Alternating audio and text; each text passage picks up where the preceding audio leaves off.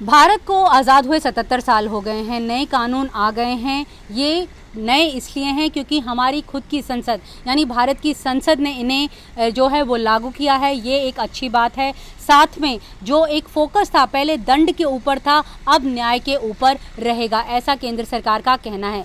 नमस्कार दोस्तों, NDTV India के यूट्यूब चैनल पर आपका स्वागत है। आज नीता के रडार पर हम चर्चा करेंगे कि ये जो नए कानून हैं वो उसके एडवांटेजेस क्या हैं और डिसएडवांटेजेस क्या हैं। सबसे पहले चर्चा कर लेते हैं एडवांटेजेस की कि महिलाओं को लेकर, क्योंकि व्याख्या जो है महिलाओं को लेकर अलग अलग चैप्टर्स इस कानून में इंट्रोड्यूस किए गए हैं, उसके तहत ये कानून क्या कहते हैं।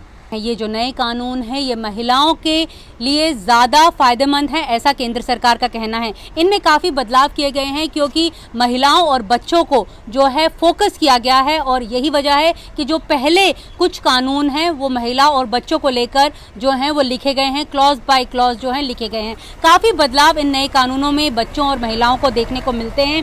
पहली जो बात है, जो सबसे इम्पॉर्टेंट बात है वो ये है कि नए कानून यानी भारतीय न्याय संहिता में जो सेक्सुअल ऑफेंसेस हैं उनमें टफर लॉज जो हैं वो प्रिस्क्राइब की गई हैं, यानी कानून जो हैं वो और ज़्यादा सख्त किए गए हैं। पहले जो विमेन क्राइम अगेंस्ट विमेन और चिल्ड्रन जो थी, भारत सरकार का कहना है कि इन्हें प्रायोरिटी दी गई है कि अलग अलग सेक्सुअल ऑफेंसेस जो हैं उन्हें जेंडर न्यूट्रल बनाया गया है। पहले हम देखते थे कि गर्ल चाइल्ड जो थी वो हमेशा कानूनों की किताबों में लिखी गई थी, यानी जो एक बच्ची थी उसके लिए ये कानून जो था वो फोकस था। लेकिन अब जेंडर न्यूट्रलिटी के तहत ये कानून में व्याख्या की गई है। नए कानून यानी भारतीय न्याय संहिता के तहत वेरियस सेक्सुअल ऑफेंसेस जो हैं अब जेंडर न्यूट्रल बनाए गए हैं।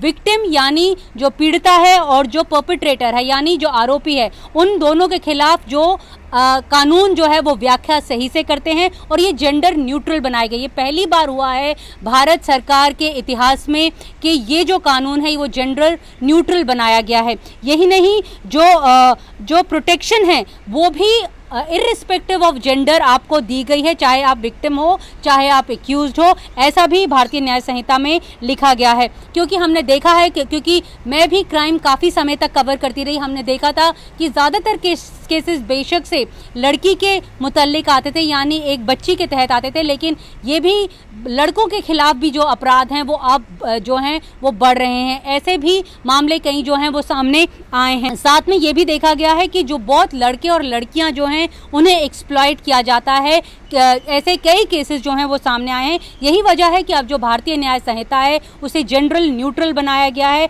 और जो एक शब्द था माइनर गर्ल उसको रिप्लेस किया गया है माइनर चाइल्ड के तहत। पहले ये जो कानून है वो 366A के तहत जो था वो परिभाषित था, लेकिन अब जो ये नया कानून है क्लॉज 96 के तहत परिभाषित है और 18 साल के नीचे के जितने भी बच्चे हैं जो है माइनर चाइल्ड के नाम से उन्हें रेफर किया गया है और उनके खिलाफ सेक्सुअल ऑफेंसेस जो हैं वो इस कानून में जो है डिस्क्राइब किए गए हैं। दूसरी बड़ी बात जो इस कानून में देखने को वो मिली है वो है importing of girl from foreign country, यानी बाहर से लड़कियां लाकर यहाँ पर उनसे कुछ गलत काम जो करवाया जाता था उसकी भी अब व्याख्या जो है वो और कड़ी कर दी गई है। अब जो इम्पोर्टेशन ऑफ गर्ल चाइल्ड, जिसकी पहले जो उम्र थी वो 21 साल थी और लड़के की उम्र 18 साल थी, फॉरेन कंट्री से यहाँ पर लाके उनसे गलत काम जब करवाए जाते थे, लेकिन अब क्योंकि ये जेंडर न्यूट्रल हो गए हैं, इनकी जो एज की जो एक सीमा है वो 18 साल तक की तय की गई है। तो ये नई नई परिभाषाएं जो हैं वो इस कानून में जोड़ी गई हैं ताकि जो सेक्सुअल ऑफेंसेस, क्योंकि अभी हमने देखा है कई तरह के जो सेक्सुअल ऑफेंसेस हैं ना सिर्फ ऑनलाइन भी देखने को मिलते हैं, बच्चों के खिलाफ कई केसेस जो हैं वो डार्क वेब में भी देखने को मिलते हैं, तो उन सब की परिभाषाएं इस के तहत जो नए कानून है उसके तहत जोड़ी गई हैं। यही नहीं, अब महिलाओं के खिलाफ जो अपराध, रेप, गैंग रेप के जो मामले थे पहले कई साल तक जो थे वो कोर्ट में निलंबित रहते थे और ज़्यादातर आरोपी जो हैं वो कुछ बारीकियों का फ़ायदा उठाकर बरी हो जाते थे, लेकिन अब नए कानून में गैंग रेप अगर माइनर के साथ किया जाता है यानी 18 साल की कम उम्र के किसी के साथ किया जाता है तो उसे डेथ पेनल्टी दी जाएगी और यही नहीं होल लाइफ इम्प्रिजनमेंट दी जाएगी, यानी ये कड़े और स्ट्रिक्ट जो लॉज हैं उन्हें बनाया गया है। क्योंकि जो केंद्र सरकार है वो महिलाओं और बच्चों को लेकर काफ़ी जागरूक रही और उनका कहना है ये दो श्रेणियां हैं जो हमेशा एक विक्टिम बनती हैं सोसाइटी की, इसलिए उन्हें ये कानून जो है जो प्रोटेक्ट करने की ज़्यादा ज़रूरत है। साथ में जो age of change of consent married women के अंडर भी जो डेफिनेशन है वो उसकी भी परिभाषा जो है वो चेंज की गई है। अब वो 15 साल से 18 साल तक की कर दी गई है। तो अलग अलग बदलाव जो हैं वो महिलाओं और बच्चों को लेकर इस कानून के तहत किया गया है। किडनैपिंग जो है उसे भी पनिशेबल किया गया है। पहले लड़कियों की जो कानून के तहत 18 साल की लड़की और बॉयज़ 16 साल के जो थे उन्हें किडनैपिंग के तहत परिभाषित किया गया था, लेकिन अब इसकी परिभाषा भी जो है वो चेंज की गई है। यही नहीं, सोशल कंसर्न्स को भी ये नए कानून जो हैं वो डील करते हैं, क्योंकि हमने कई मामले ऐसे सामने पुलिस के सामने आते हैं कि वो कहती हैं कि लड़के शादी का झांसा देकर उनसे संबंध बनाते हैं और फिर उन्हें छोड़ देते हैं। अब ये सोशल कंसर्न्स भी इस नए कानून में परिभाषित की गई हैं। अगर आप किसी को झूठा वादा करके कि शादी आप उससे करेंगे और आप उसे संबंध बनाते हैं तो वो भी जो है कानून के खिलाफ होगा। क्लॉज 69 जो है वो इसके साथ डील करेगा।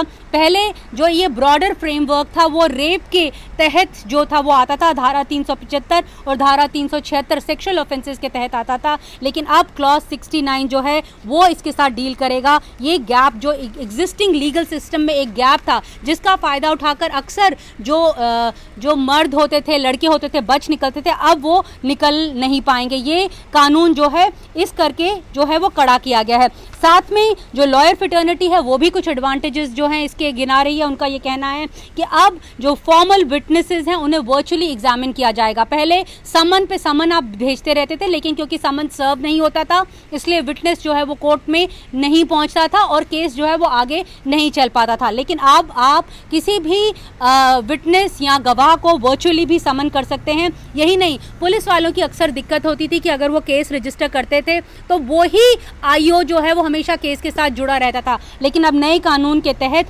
ऑफिशियल रिकॉर्ड जो है वो उसका सक्सेसर भी देख सकता है। ये भी एक बड़ी बात है जो लॉयर कम्युनिटी जो है उसे वेलकम कर रही है।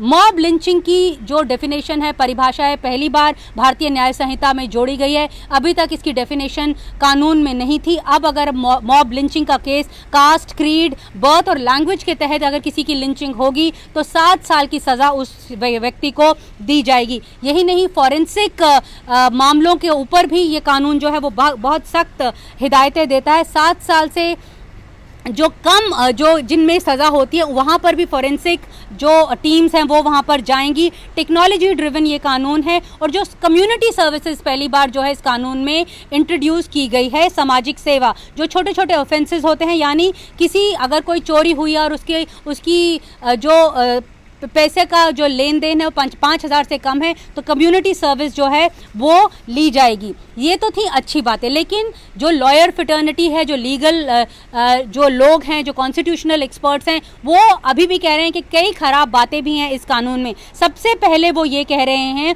कि इस नए कानून के तहत पुलिस वालों को ज़्यादा अधिकार दे दिए गए हैं। वो ऐसे क्योंकि पहले आप 14 से 15 दिन तक ही पुलिस कस्टडी ले सकते थे, लेकिन अब इसकी जो बुनियाद है, इसकी जो मर्यादा है वो बढ़ा दी गई है। आप 60 दिन तक जो है 14-15 दिन की पुलिस कस्टडी ले सकते हैं, ब्रेक करके भी ले सकते हैं। तो ऐसे में कानून के जानकारों का कहना है कि बेल इज़ अ रूल और जेल इज़ एन एक्सेप्शन। वो जो रूल है वो भंग होता है, क्योंकि अगर आप तोड़ कर पुलिस कस्टडी ले रहे हो तो 60 दिन तक अगर अपराध जो भी हो वो व्यक्ति जो है वो जेल के अंदर ही रहेगा और उसे बेल नहीं मिलेगी, यानी उसकी जो डिटेंशन है वो प्रोलॉन्ग होती जाएगी। ये एक खामी जो है वो गिना रहे हैं। सेडिशन की बात कर रहे हैं। सेडिशन में उनका कहना है कि जो सेडिशन है वो बैकडोर से एंट्री मार रहा है, क्योंकि पहले जो था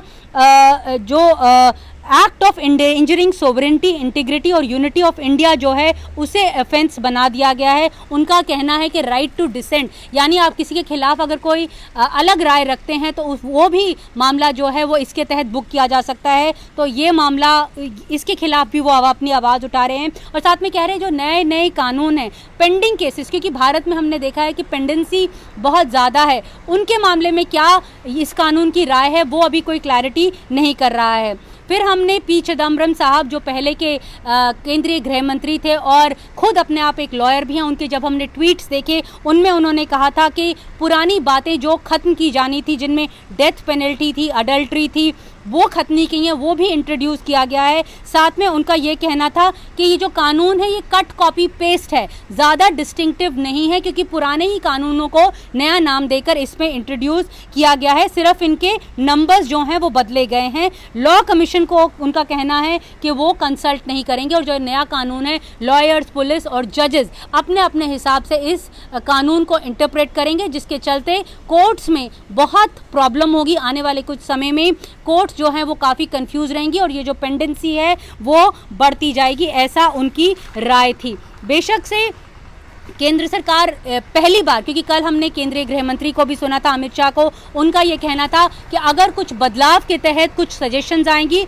तो वो इसमें बदलाव के लिए वो ओपन है। साथ में केंद्र का ये भी कहना है कि राज्य सरकारों को भी अधिकार है कि वो अपने हिसाब से कुछ बदलाव जो हैं वो इस नए कानून में कर सकते हैं। सबसे बड़ी बात, हमने नॉर्थ और साउथ के बीच में जो ये डिवाइड देखा था, क्योंकि ये जो नए कानून हैं इनके नाम जो हैं वो हिंदी के नाम दिए गए हैं, भारतीय न्याय संहिता, भारतीय न्याय सुरक्षा संहिता और भारतीय साक्ष्य अधिनियम। तो जो साउथ के जो लोग हैं, जो सदर्न स्टेट्स हैं, उनका कहना है कि इसके इक्विवेलेंट कोई अंग्रेजी में नाम नहीं है, इसलिए वो नहीं बोल पाते हैं। ये मामला केरला हाई कोर्ट में भी चल रहा है। इसको लेकर केंद्रीय गृह मंत्री की राय ये है कि अगर कुछ सुझाव आएंगे, कुछ नाम बदलने के सुझाव आएंगे तो वो उस मामले पर भी विचार करेंगे। यानी केंद्र अपनी तरफ से अब ओपन कर रहा है, खोल रहा है कि अगर कुछ नए विचार आते हैं या कुछ नई सजेशंस आती हैं इन कानूनों को बेहतर बनाने के लिए, वो इस बात के लिए ओपन है।